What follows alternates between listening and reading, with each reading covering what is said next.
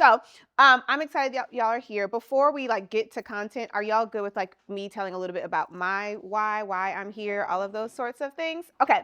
So I do not start anything. Let me go back up. So I actually started teaching. I was a 2010 Teach for America Corps member. I was placed at Kipways Academy. A lot of my Kip family is here today. But before any of that, everything for me started with my grandfather. This is my grandfather, my grandmother, my mother, and my uncle. And he was an educator. He went to Tuskegee University, graduated with a PE degree. He was going to be a phys ed teacher. And for many, many years, he taught PE. He was a coach. He was a dean of students. He was a principal in Tampa, Florida. And there is very few Black families in Tampa that have not been impacted by my grandfather. He's taught generations of children and families. And he kicked this off for our family. So then I became an educator. My brother is an educator. My niece is an educator, right? So all of it literally started with him. And when he retired, when he passed, I got all of his kind of like, things I wanted. And one of those was a retirement book. It was like an old school, like what's it called? We don't do it anymore. Photo album. We don't do it anymore. I was like, what are those things called? Right? It's a photo album. And in it, people had written like thank you cards to him for his retirement. And the thing that the trend was everyone said he was fair. Really, really fair. They're like, you are hard sometimes, but you were fair to us. And so that is one of the reasons that I teach, that I do what I do, because we are continuing his legacy. So in 2010, I started teaching in Atlanta, Georgia, not too far down the way at Kipways Academy. This low quality photos from my very first year of teaching, teaching 5th grade reading. She's not here yet, but Tanae and I shared a classroom. So this was our classroom that we taught 5th grade. And I learned so much teaching at KIPP. I was a career changer, barely had a career, but I was a print journalism major. So understand, like I got to teaching through him, but like that was clearly destined because I had no interest in being a teacher. Started teaching, loved 5th grade. That's also where I first had a coach. I didn't know anything about that. I didn't know that teachers had coaches. I had a phenomenal coach and a phenomenal principal. And then I moved into teaching 7th grade, where I really found my passion. I love middle school. That's my favorite. They are insane, but I think that they are so fun and crazy. And I saw one of them the other day at Publix. She was like, let's go. I was like, hey, girl. But I love 7th grade. And then I started being an instructional coach. And then after that, I moved into being an assistant principal. This is my little baby, Drexel. He is in the 5th grade. He's actually a student here, so that is one of the reasons that we got to use this wonderful space. So if you've never been here, Crystal behind you, that beautiful quarter zip again.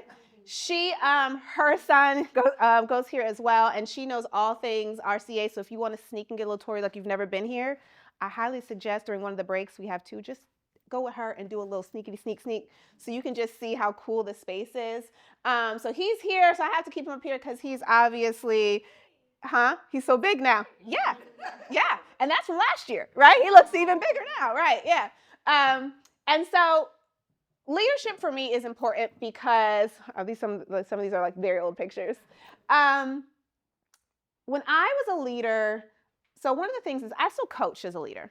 And a lot of our schools are set up differently. Some people are just coaches, some people are leaders, and they're coaching and doing both. But I put these up here to show that I don't care if you have the title of instructional coach or whatever that is. If you're leading in a school, you're a coach, period, right? And so these were just some of the folks that I got to work with each and every day. The culture that we built, it wasn't always sunshine and rainbows. It was hard. It was not easy at times. We didn't agree. There were times where I knew I wasn't being the best leader. There were times where I had to go toe-to-toe with folks to get them to do what I needed them to do. But we created a culture. Like if you just look at this picture, this I think was my last day at 8th grade graduation, right? But like we just had a great culture where we could make things happen for kids. And so I say all this to say anything that I'm saying to you today, I've done it. It's not because I've read it in a book. It's not theory. I've done it. I've helped be part of teams that have done it each and every day. And while there's always room to improve, one of the things that I can stand on that we did really well is we coached. We coached and developed teachers. If you came and you worked with us, you left better, period. And that is your goal. That should be your goal for kids, and that should be your goal for adults. Okay? So that's a little bit about me. So in 2020, I started Erin Cotman Teacher Development. It was supposed to be a hobby, and then somehow it was not a hobby. And so now we get to work with schools across the country doing this exact work. We get to work with instructional coaches, teachers, leaders. We do everything from leader development, like entry-level leader development, because think about your first time being like a grade level chair or a department chair. It was, oof, right? Yeah, you were like, wait a minute. You mean people don't do their jobs? What is happening, right? Like, you're like, wait, huh, right? And so we do like early leader development, we do principal coaching, and then we are our bread and butter, what we really love to do, because that's what I love, is helping schools to build their instructional coaching programming. We'll get into it in a little bit. A lot of folks are going to realize today, like, you guys have coaching happening, but you don't actually have like a culture of coaching in your buildings. And so we're going to be talking about that. So these are some of the great people around the country that we've gotten to work with, and that we consider to be partners and family. All right. So today's agenda, we're going to start with like, why does your coaching stall? Okay. We're going to diagnose gaps together. We're going to talk around coaching goals that actually matter. And when I say coaching goals, I'm not talking about your milestone scores goals. I'm talking about actual, right, coaching goals. And then we have a guest speaker here today who I'm super excited about, who we'll introduce at that time. There's breaks built in, but also y'all do what y'all got to do. You're not, I know there's filming happening, but you're not going to be messing anything up. Like, go to the bathroom, do what you need to do, right? All those things. Also, let me just name, network amongst yourselves, right? There's people here from different schools, different states, like, learn from one another. There's going to be a lot of independent work time or group work time. Get together, work together, build connections. That's part of this process and why it matters so much. Okay? All right. Hey, T, I wanted to show you this real quick since you're here. Okay. All right. So let's jump in, y'all. All right. So why coaching stalls mid-year? Creating urgency for a reset that drives results. All right, y'all. Here's the thing. Before we can get into like why something, how we're fixing something, we have to understand why it happens. Besides December, when's another time in your schools where things start to slow down? Where you start to feel like, oh, energy's slow, things are not moving. When are those times? Oh, see? June 1st, right? Like, whatever, right? Right? Like, yeah, like, so I say this to say, like, yes, we're doing this right now in December for a reason, but when we are done with this session, I want you to be able to spot ahead of time those times where you're like, I feel it. We're about to have a dip. And so how can I be ahead of that dip so that coaching and development and learning is still happening, okay? Because what we want to make sure that we're understanding is, here's the reality of the situation. Oftentimes, the reason that your coaching is stalling is because the pace of the day, the pace of the school year, the pace of the week is like faster than the clarity of your systems. So you've created a system in like June or July or August during your pre-planning, and then by the time September, October, November hits, it is like this, and it hasn't caught up with the system that you created, or you've completely abandoned the system, right? Okay, so all right, so here are the objectives for this first session. School leaders will be able to identify the mid-year indicators of a coaching drift. I'll tell you about what a coaching drift is, where you start moving suddenly from impact to just activity. Okay. School leaders will be able to distinguish between motion and momentum within their current coaching structures. So we're going to pinpoint essentially where you need some realignment this morning. School leaders will be able to articulate one strength, one growth area of your current coaching culture, and we're going to use actually our framework to root you in that. Okay. All right. So let's jump in. So by December, you guys are running full speed. Full speed. Your calendars are full. There's like Christmas this, Hanukkah that, Kwanzaa this. There's a pageant. There's we got to do Secret Santa gifts. There's so much, right, on your calendars. Testing, right? It's crazy, right? I have a client. I recently asked them, so tell me what's going on. They named so many great things, but it doesn't mean that it's effective, right? It doesn't mean that it's effective. There's a difference between being busy, you just do everything, and actually being effective and moving in one direction, right? Suddenly, the things that we planned in the summer, we have lost sight of them because we're doing all of these things and not the things that actually drive impact, okay? And so busyness is not evidence of impact. It's actually just camouflage for drift. Sometimes, you ever see, sometimes I've seen like people are like, I actually don't want to be busy. When people are like, how are you doing? Oh, I'm so busy. I'm so busy, right? And we reward busyness. That's actually not necessarily good in a school. We should be focusing on 2 to 3 things and driving straight towards those, not being busy, okay? Not appearing to be busy. So here's how you know. Here are the 3 areas where things start to shift. So the first one is in your energy fades. Your energy, your teacher's energy begins to fade. Your focus begins to blur. Everything's a priority. Right? Fidelity drops, right? I'm gonna list some indicators, and if you know them, if you see them, I just give me a girl, yes, whatever, right? Whatever feel you feel in your soul, right? So here's how you start to know. Coaching begins to feel like compliance, y'all. Right? People are just, yes, ma'am, coming to my meeting, right? But you're not seeing growth. Feedback cycles lose focus, and let me say this one loudly, and you lose the follow-up in your feedback. Y'all, I'll get into it in a little bit.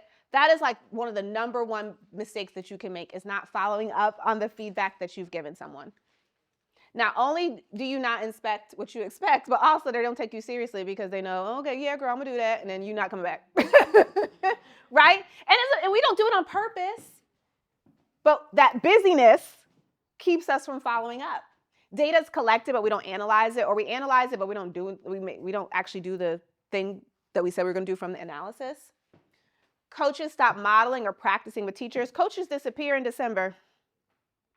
We're doing testing. Maybe somebody got the flu every day, so you're right? Like coaches disappear. But we know that the work that actually moves needles is in the classroom, right beside teachers in the trenches with them, right? So that starts to happen. Leaders assume, but they don't inspect. Oh, I've emailed them. I told them. I showed them.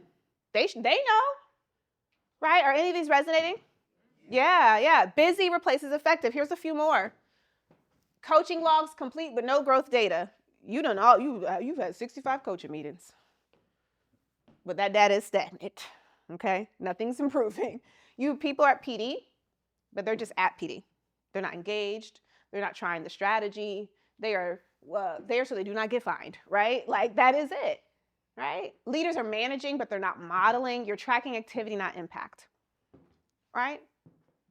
Talk to a neighbor real quick. Which of these are resonating with you? Of like, yes, I see this, I feel this. I see this right now.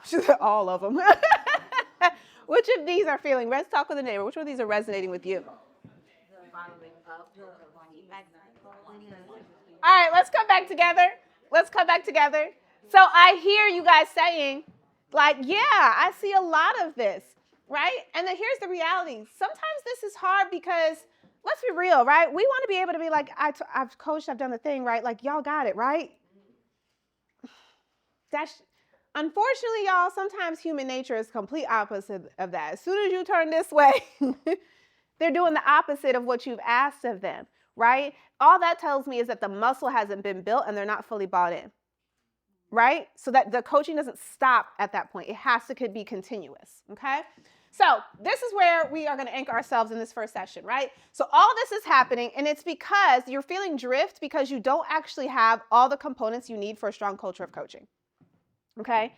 I want you to think of this as like foundational. You have to have all pieces functioning properly in order to be able to actually have a culture that functions without you. This framework allows you to be able to say, despite a personnel change, despite a teacher change, despite, heck, me as the leader change, the coaching still occurs, right? So we've got 7 pieces, and I'm going to quickly walk us through them, and I'll tell you which ones we're going to live in today.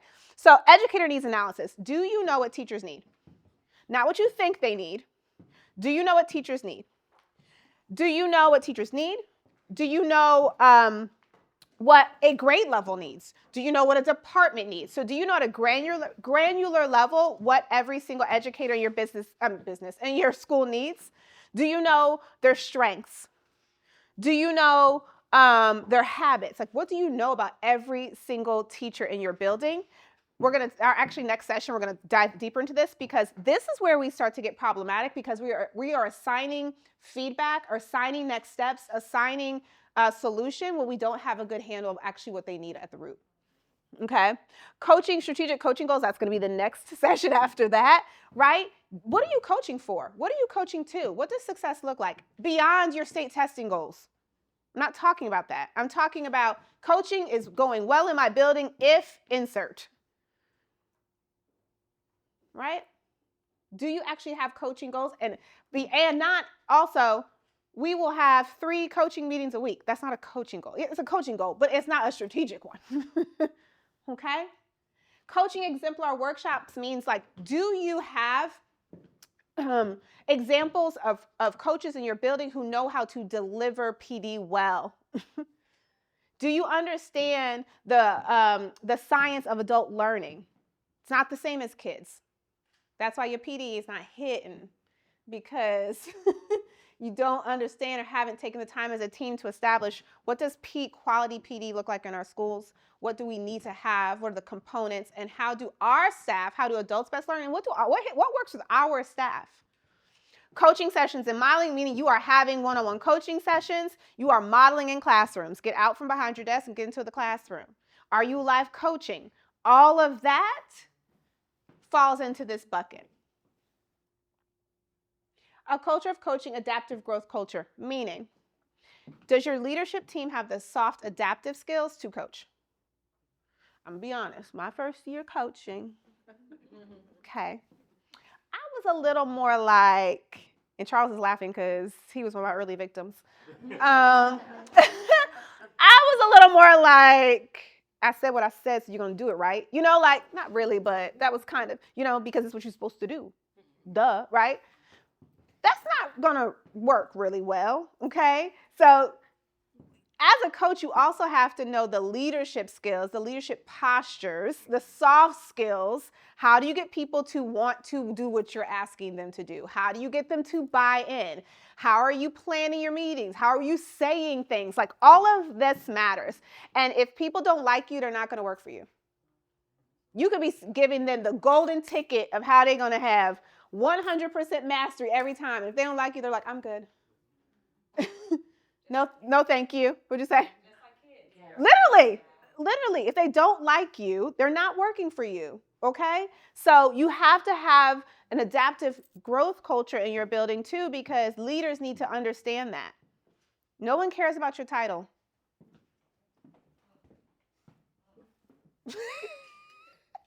Right? Data analysis, you have to look at data and you have to analyze it. But here's the thing, I want to push you beyond that. Not just you. Build data literacy in your teachers. Do your teachers know how to look at data often, what data they're supposed to be looking at, responding to it regularly? Are people scared of data? Have you created a culture in your building where as soon as you pull out the spreadsheet, they're like, oh Lord, they don't want to talk about data because they feel like it's punitive?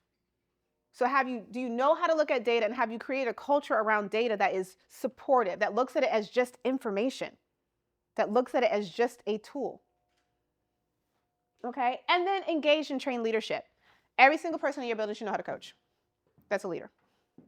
Even if they don't have to do it every day, which they should be. They should know how to coach.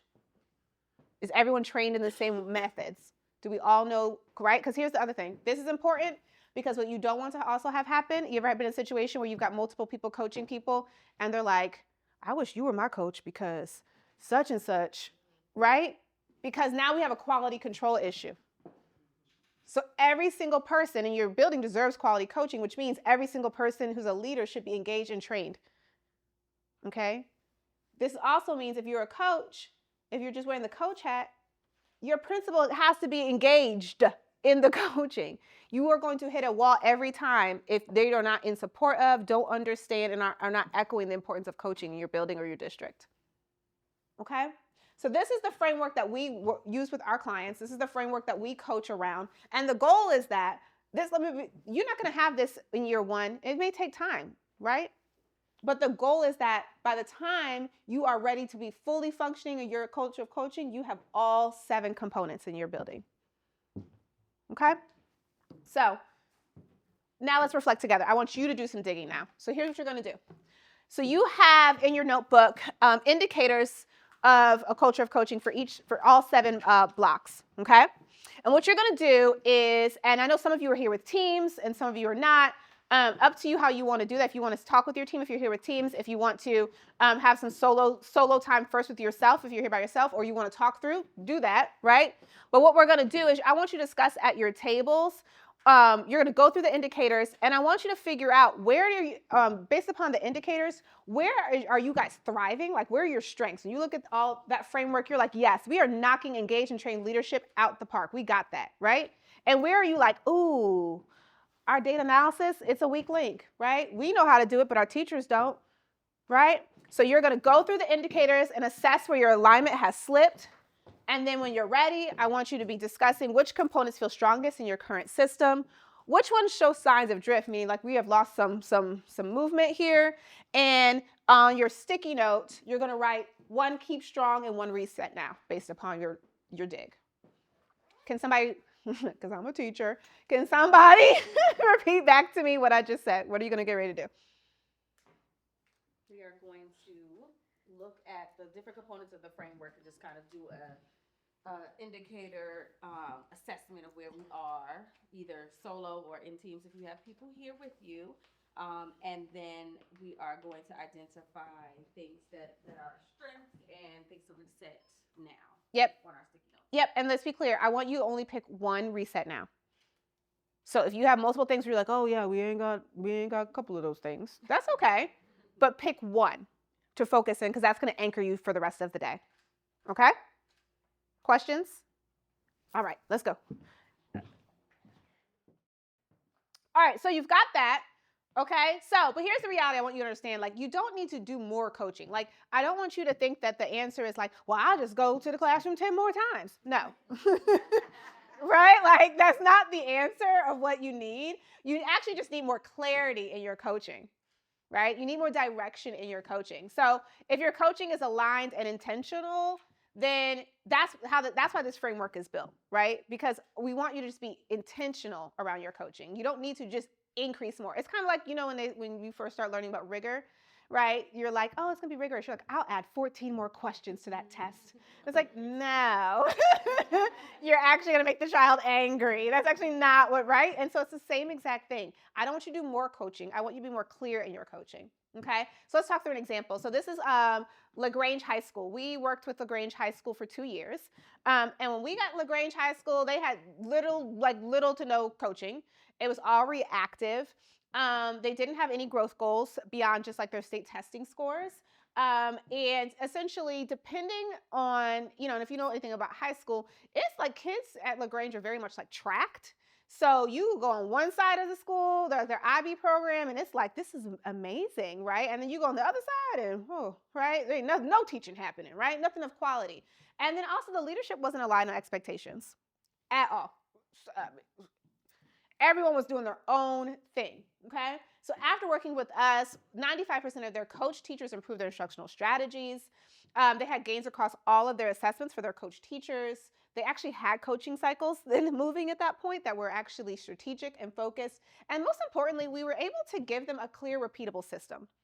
It doesn't have to be rocket science all the time with coaching, especially when you're building a culture of coaching, right? So all we were able to do is help them to say, hey, this is what coaching looks like. These are your systems, right? Here's the rubrics you're going to use, and let's get really good at using those things so that you guys can keep the train moving, okay? So here's what I want you to do. I want you to hold on to that drift that you put, right? That one reset now item. That's going to carry you throughout the rest of our time today, okay? As we move through today, that's the lens that I want you to be thinking through, okay? All right. Y'all ready for the, resource. Okay, so I have a podcast, and it's called Next Level Coaching. Scan it, because there's lots of good gems on there. I don't know if you're like me. I'm a podcast person. I love listening to podcasts. This one's going to take you to YouTube, but we are on Apple Music.